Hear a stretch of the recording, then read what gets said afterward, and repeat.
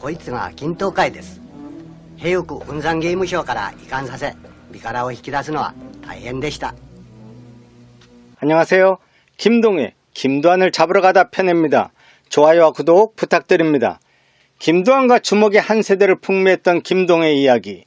혹자는 그의 주먹 이야기가 너무 사실과 다르다고 폄하하기도 하지만 누가 확실하게 그 시대에 있었던 일에 대하여 이것이 맞고 저것은 틀리다라고 말할 수 있을까? 이 영상의 주먹 이야기들은 영화나 텔레비전, 인터넷이나 소설과 만화, 심지어 풍문으로 떠도는 소문까지 세상의 모든 주먹 이야기들을 올려드리니 서로 상충되는 부분이 있더라도 신경 쓰지 마시고 삶에 지치거나 힘들거나 심심하고 따분할 때 스트레스용이나 킬링타임용으로 재미있게 가볍게 즐기시기를 바랍니다. 충청북도 괴산의 가난한 농부의 아들로 태어나 아버지와 함께 농사를 짓는 것이 너무나 지겨웠던 김동의 일제의 침략으로 배가 망신한 사람들도 많았지만 의외로 이것이 어떤 이들에게는 기회가 되기도 했습니다.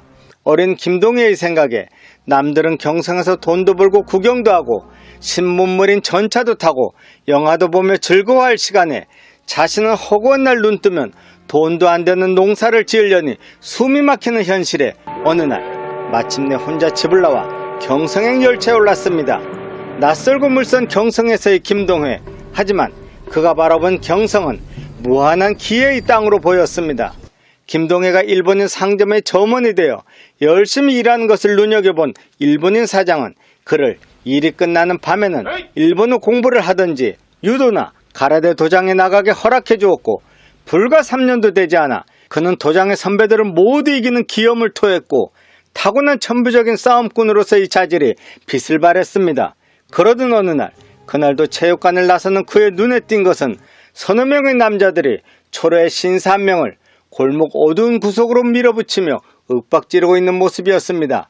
신사 또한 이들의 행패에도 굴하지 않고 꼿꼿이 맞서고 있었지만 수적으로나 덩치적으로도 밀릴 수밖에 없는 상황에 김동회가 나섰습니다. 한 사람을 여럿이 그렇게 괴롭히는 건 보기 좋지 않은걸? 갑자기 등장한 낯선 방해꾼의 회방에 뒤돌아본 건달들은 인상을 쓰며 기분이 상했다는 것을 숨길 필요도 없다는 듯이 다가왔습니다. 가까워지는 주먹들을 보며 김동회는 자신 몇 년간의 꾸준한 운동으로 다져진 몸이었지만 실상 현실에서 주먹으로 먹고 사는 깡패들을 이길 수 있을까 하는 의구심이 드는 것도 사실이었습니다. 이 자식이 가던 길에 나가지 어디서 끼어들어?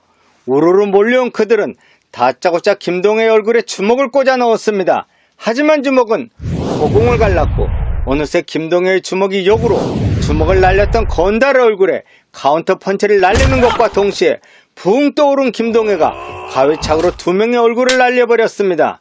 전광석화 같은 솜씨에 김동회 자신조차도 실존해서 자신의 무실이 통할까 반신반의했었는데 이제 의심할 여지 없이 몇 년의 무술 수련으로 거듭난 자신은 타고난 체격과 선천적인 실력이 빛을 발하며 어느새 강자의 레벨에 올라 있었던 것을 알게 되었습니다.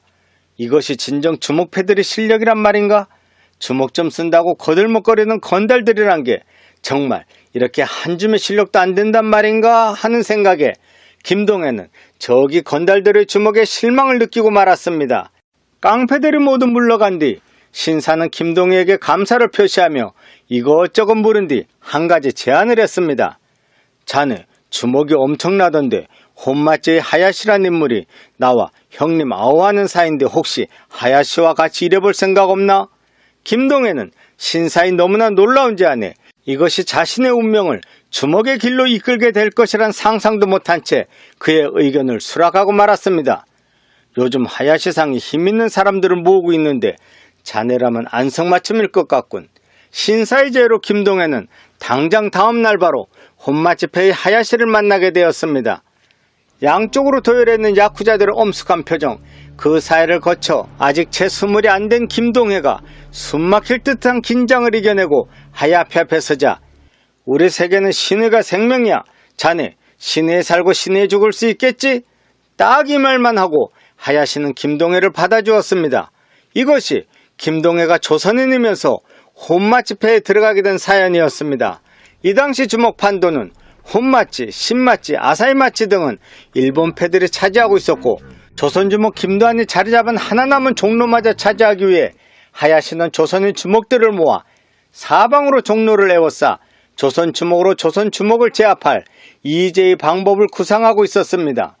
김기환이 일본 형사에게 주목을 휘두르고 연행된 뒤 19세의 어린 나이에 김도한이라는 아이가 자리 잡고 있다는 종로를 깨부실 생각에 들떠있는 하야시, 그 최선봉에 김동해를 보내겠다는 생각을 하고 있었습니다. 김동해가 어두운 밤길에서 일본인 신사를 구해주고 들어가게 된 하야시패.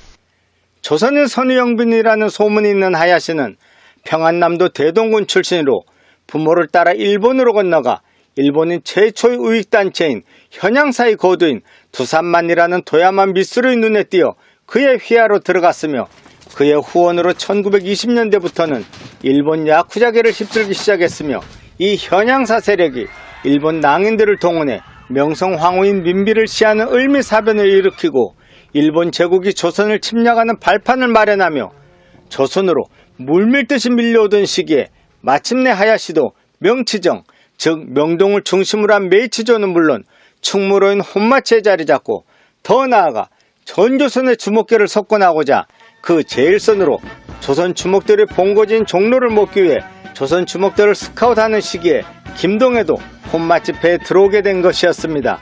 하야시는 자신의 휘하에 주목들이 들어오면 그들에게 사업체를 하나씩 차려줬고 크게는 공장에서부터 도매점, 작게는 시장의 조그만 점포까지.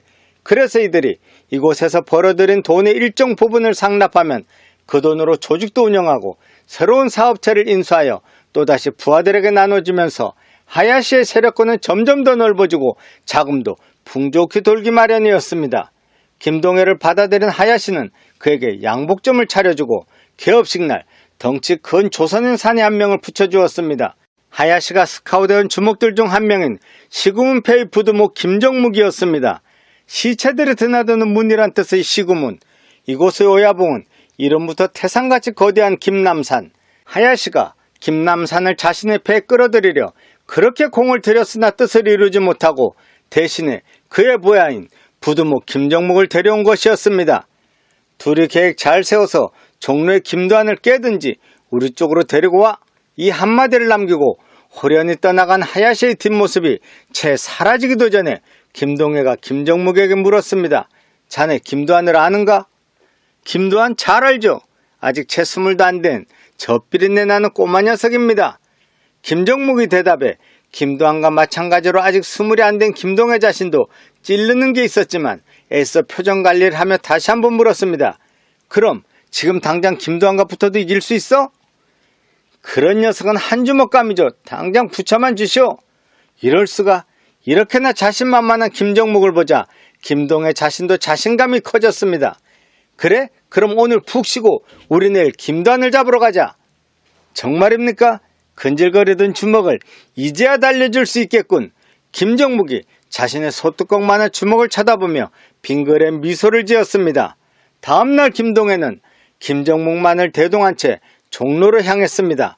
그들이 우미간 뒷골목으로 들었을 때쯤 김정묵의 얼굴은 굳어 있었습니다. 왜 그래? 왜 그리 얼어 있어? 혹시 김도한이 두려워서 그래? 김동해의 물음에 김정묵이 벌컥하며 대답했습니다. 아니 내가 김도한이 무서워서 그럽니까? 김도한이야 겁날 것 없지만 어디 우미간에 김도한만 있습니까? 김무옥의 망치, 계곡이며 종로꼬마 등등 패거리가 얼마나 많은데요. 아니 왜 소리는 지르고 그래? 그럼 부하들은 내가 맡을 테니 넌 김도한만 맡으면 되잖아. 긴장한 탓이었을까요?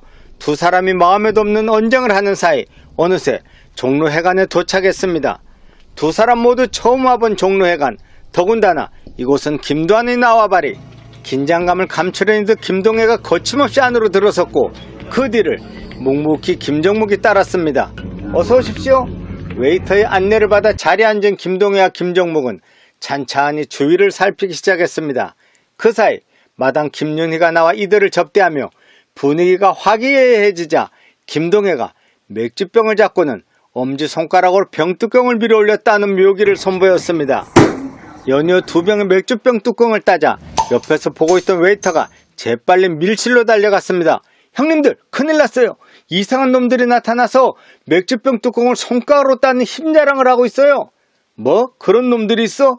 어디서 온 놈들인지는 모르고 혹시 하야시 패가 아닐까?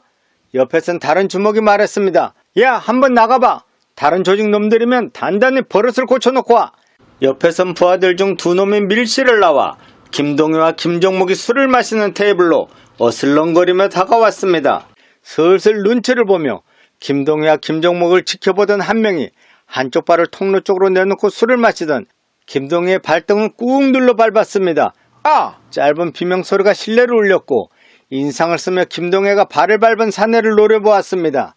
그런 김동효의 눈빛을 아랑곳 안고 발을 밟은 건달이 싱긋 웃었습니다.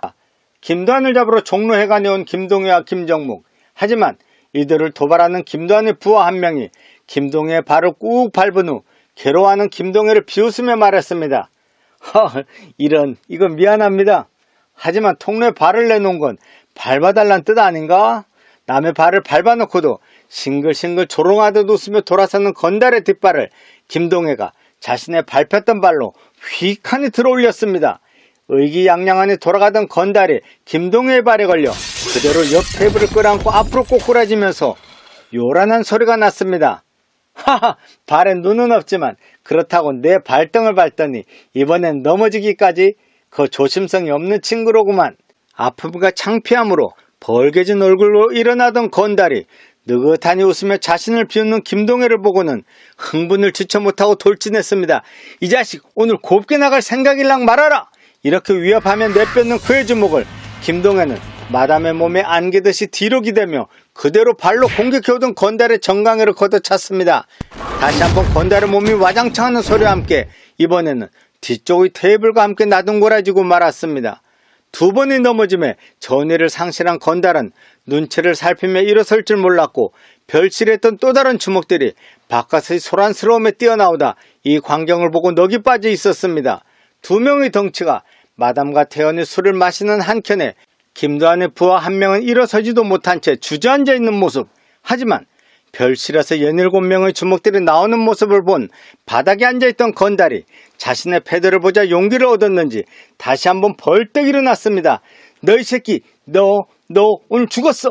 일어선 건달이 다시 한번 주먹을 휘둘렀으나 이번에도 그의 주먹은 허공을 갈랐고 오히려 김동혜의 주먹이 정확히 건달의 얼굴을 가격하자 처음 시비를 걸었던 건달은 3번이나 바닥에 쓰러지는 수모를 당하고 말았고 이번에는 타격이 꽤 컸는지 일어날 줄 몰랐습니다. 아니 이 자식들이 왜 남의 영업장에서 행패야? 김도환의 중간 보수급인 털 빠진 개고기가 나섰습니다. 그 옆으로 나머지 주먹들이 빙 둘러 김동혜가 앉아있는 테이블을 둘러쌌습니다. 이건 쉽지 않다. 앞서 이 똘마니들이야 문제가 아니지만 이번에 온 놈과 무려 7명이나 되는 주먹들을 상대하자니 애초에 목적인 김도환은 만나지도 못한 채 잘못하면 경을 치게 될 상황에 갑자기 병 깨지는 소리가 났습니다. 야 이 새끼들아, 당장 물러서 우리 사장님한테서 떨어지란 말이야. 옆에 앉아있던 김정묵이 김동혜가 위험에 처한 듯 하자 마치 주군을 구하기라도 하겠다는 듯 병을 깨들고 앞으로 나선 것이었습니다. 서슬퍼른 김정묵의 인상에 더구나 그의 손에 들린 깨진 맥주병을 보자 김도환의 부하들이 주춤주춤 뒤로 물러서고 있었습니다. 이때 종로회관의 문이 열리며 김도환이 망치와 함께 들어오다 이 광경을 보고 말았습니다. 하지만 그는 별거 아니라는 듯 저벅저벅 테이블로 다가와 무슨 일이야, 저리 물러나 있어. 그리고 자네도 맥주병 내려놓고. 김도환의 말에 그의 부하들이 뒤로 물러섰지만 김정묵은 여전히 언제라도 휘두르겠다는 표정으로 맥주병을 꼬나들고 있었습니다. 아니 이 자식이 내 말 안 들려? 당장 그 병 내려놓지 못해? 김도환이 그 작은 눈을 찔르기며 한 걸음 더 앞으로 나오자 이런 씨, 네가 뭔데? 네 배때지 있는 철판 둘렀다더냐란 말과 함께 김정묵이 정확히 깨진 맥주병의 날카로운 부분으로 김도환의 얼굴을 노리고 팔을 뻗었습니다. 마담이 비명을 질렀고 모두들 하는 찰나 김도환의 발이 김정묵의 병든 손을 참과 동시에 그 발을 그대로 내질러 김정묵의 얼굴을 날려버렸습니다. 그대로 뒤로 벌렁 낮아빠진 김정묵이 미쳐 바닥에 쓰러지기도 전에 김동혜 쪽으로 몸을 날린 김도환이 너도냐? 란 말과 함께 김동혜의 멱살을 잡음과 동시에 그 큰 손을 치켜 올렸습니다. 때를 같이하여 김동혜도 왼팔로 김도환의 치켜든 팔을 잡으면서 김도환의 몸을 바닥에 맺히기 위해 그의 어깨깃을 잡았습니다. 서로가 서로를 노려보며 한 번씩 몸을 들썩이며 빈틈을 노리는 순간 그만해요. 이 사람도 안동김씨란 말이에요. 안동김씨라는 말만 들어도 껌뻑 죽는 김도환인 걸 아는 마담이 재빨리 끼어들므로써 이들의 대치는 스르르 풀렸습니다. 김옥균에서부터 김자진까지 안동김씨 자부심에 젖어있던 김도환이 먼저 주먹을 풀었고 하야시의 명령으로 김도환을 깨든 회유하든 하러 온 김동해로서도 오늘은 날이 아니라는 생각으로 주먹을 풀었습니다.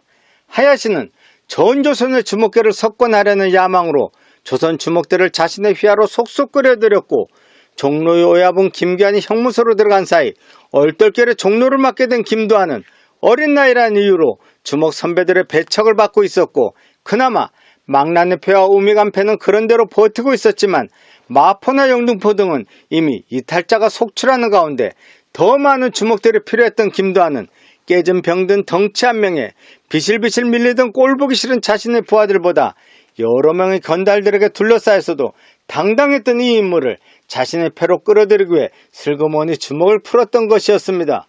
나 김도환이요. 선생은 어디서 온 누구신지? 질문과 함께 손을 내미는 김도환의 팔을 맞잡으며 김동해가 말했습니다. 난 우미하라 양복점을 경영하는 김동해라고 합니다. 김도환과 김동해 두 주먹의 악수. 과연 조선 주먹들의 운명은 어떻게 될 것인가? 김동해, 김도환 잡으러 가다 편 재미있게 보셨다면 좋아요와 구독 부탁드립니다. 감사합니다.